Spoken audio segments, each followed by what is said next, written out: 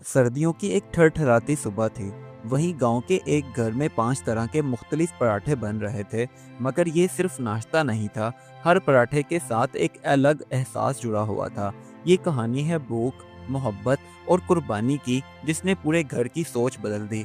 आखिर उस औरत ने ऐसा क्या काम सर अंजाम दिया जिसकी वजह से उसके अपने घर में ये तब्दीली आई? इसकी वजह जानने के लिए कहानी को मुकम्मल देखें।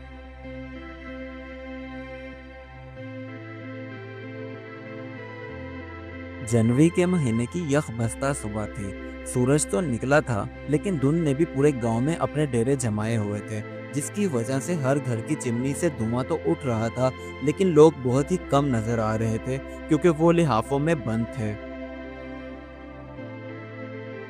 उसी गांव में मलाइका नामी एक नेक सीरत औरत रहती थी, जो सूरज निकलने से पहले ही उठ जाती और अल्लाह ताला की इबादत करने में मसरूफ होती। उसके हाथ ठंड की वजह से कांपते, मगर इबादत में किसी किस्म की कोई कमी ना आती। उसके बाद वो अपने बावर्ची खाने में जाकर चूल्हा जलाने में मसरूफ हो जाती। रोजाना के दिनों की तरह आज का दिन भी आम था, लेकिन जो नाश्ता बनने जा रहा था वो खास था। सबसे पहले मलाइका ने अपने कपकपाते हाथों को गर्म किया और उसके बाद वो आटा गूंदने में मसरूफ हो गई, क्योंकि उसने सोचा था कि आज वो 5 मुख्तलिफ तरह के पराठे बनाएगी नाश्ते में। मलाइका का शोहर सादिक और उसके बच्चे अरेस और अलिशबा सो रहे थे, और उनमें से कोई भी नहीं जानता था कि आज का नाश्ता रोजाना की तरह आम बनेगा या कुछ उसमें खास बनने वाला है। आटा गूंदने के बाद जब पराठे तैयार करने का वक्त हुआ, तो मलाइका ने सबसे पहले पराठा अपने शोहर के लिए तवे पर डाला। ये पराठा सादा था, लेकिन उसमें देसी घी कूट कूट कर भरा हुआ था, क्योंकि मलाइका चाहती थी कि उसका शोहर दिन भर मेहनत करता है, इसलिए ये खाकर उसे थोड़ी बहुत ताकत मिल जाए। अब बारी थी दूसरे पराठे की, जो पहले की तरह बिल्कुल सादा नहीं था, बल्कि ग़िज़ाइयत से भरपूर था, क्योंकि इसमें सब्जियां मौजूद थीं। और ये पराठा मलाइका ने अपने बेटे अरेस के लिए बनाया था, जो अब पढ़ाई में दिल लगाने लगा था। तीसरा पराठा बिल्कुल भी बड़ा नहीं था, बल्कि छोटा और नरम था, क्योंकि ये उसकी छोटी बेटी अलिशबा के लिए था, जो हमेशा खाने पीने के मामले में बहुत नखरे दिखाती थी।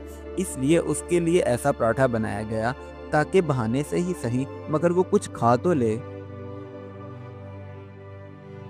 अब बारी थी चौथे पराठे की, जो बूढ़ी अम्मा के लिए तैयार हो रहा था, यानी कि अलिशबा की दादी के लिए, जो कई दिनों से मलाइका से कह रही थी, बेटी किसी दिन मेरे लिए गुड़ वाला पराठा बना दो, मुझे बड़ा दिल चाह रहा है। बस फिर आज मलाइका ने अपनी सास के लिए गुड़ वाला पराठा बना रही थी।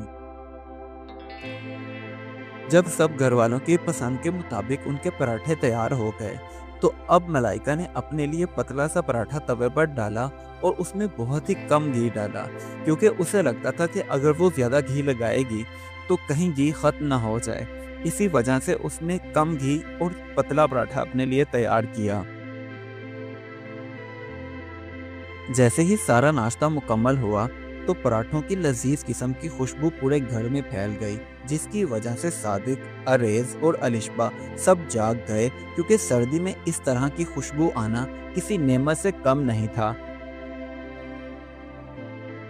उसके बाद सब हाथ मुंह धोकर नाश्ता करने के लिए वहां आ गए। उधर मलाइका की सास भी इबादत करके फारिग हुई, तो वो भी नाश्ते के लिए पहुंची। अब मलाइका ने सबके लिए उनके पसंदीदा पराठे उनके सामने रख दिए। अरेज को अपना पराठा बहुत ही लजीज लगा, तो वो अपनी माँ से कहने लगा, अम्मी मैं एक और पराठा खाऊंगा, क्योंकि मुझे बहुत मज़ा आ रहा है। बस फिर मलाइका का दिल तो माँ का था, इसलिए उसने अपने पराठे वाली प्लेट अपने बेटे की तरफ बढ़ा दी और कहने लगी, बेटा तुम ये खा लो, मुझे भूख नहीं है। तभी मलाइका की सास, जो पराठा खा रही थी, उसकी नज़र जब अपनी बहू की खाली प्लेट पर पड़ी, तो कहने लगी, बेटी तुम क्यों नहीं खा रहे? ऐसा करो मेरे साथ खा लो, हम दोनों माँ बेटी मिलकर खा लेती हैं। उधर उसका शोहर सादिक, जो अपने नाश्ता करने में मसरूफ था, तभी अचानक उसे भी एहसास हुआ कि जिसके हाथ सबको खिलाते हैं, وہ خود سب سے آخر میں اپنے بارے میں کیوں سوچے؟ اسے بھی تو ہمارے ساتھ پیٹ بھر کر ناشتہ کرنا چاہیے۔ اس کے بعد اریز اور الشبا دونوں بہن بھائی بھی اپنی ماں کے آگے پراٹھے لے کر آئے اور کہنے لگے، اماں ہم اکیلے پراٹھا نہیں کھائیں گے، آپ کو بھی ہمارے ساتھ کھانا ہوگا کیونکہ ہم جانتے ہیں آپ کو بھی بھوک لگی ہے۔ ملائکہ کے خاندان کا یوں اس کے لیے پیار اور محبت کا اظہار کرنا اور فکر مند ہونا اسے بہت اچھا لگا اور اس کی آنکھوں میں آنسو آ گئے۔ اب گھر میں سردی تو تھی لیکن اس کے بیچ میں دل کو گرمی مل گئی جس کی وجہ سے پورے گھر میں سکون پھیل گیا۔ اب ملائکہ اور اس کے خاندان والوں نے پانچوں پراٹھے مل بانٹ کر خوشی خوشی کھائے، نہ کوئی بڑا تھا نہ چھوٹا، اور نہ ہی کسی نے کم کھایا نہ زیادہ۔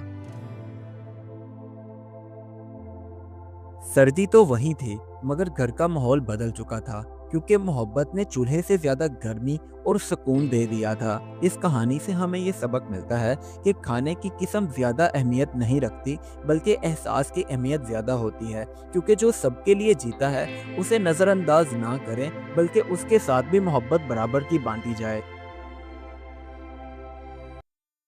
Do like my videos and don't forget to subscribe my YouTube channel. Also press the bell icon.